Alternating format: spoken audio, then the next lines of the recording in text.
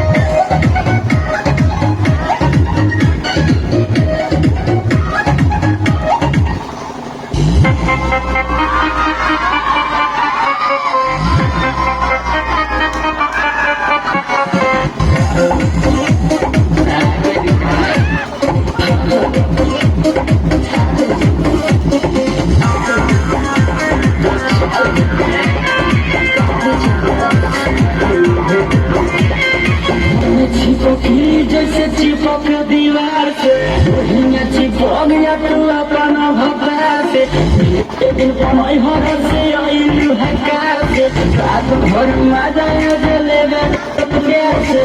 आज भर ढील दा ढोढ़ी जाने छील दा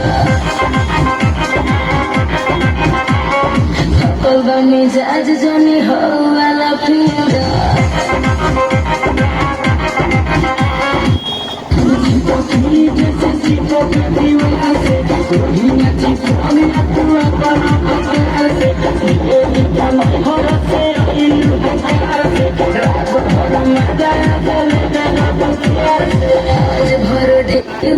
ढोढ़ी जाने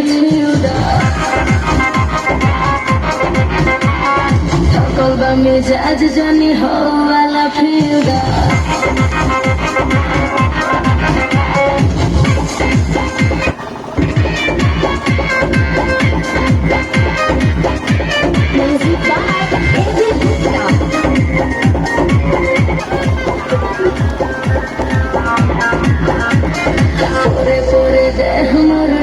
तारे हो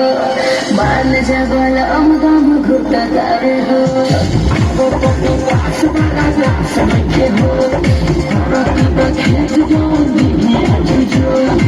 आज भर ढील दा ढोढ़ी जाने छील दा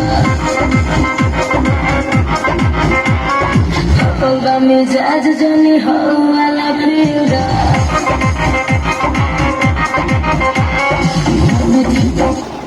अगर आप भी चाहते हैं कि आसियन म्यूजिक के वीडियो सबसे पहले आप तक पहुंचे तो लाल बटन को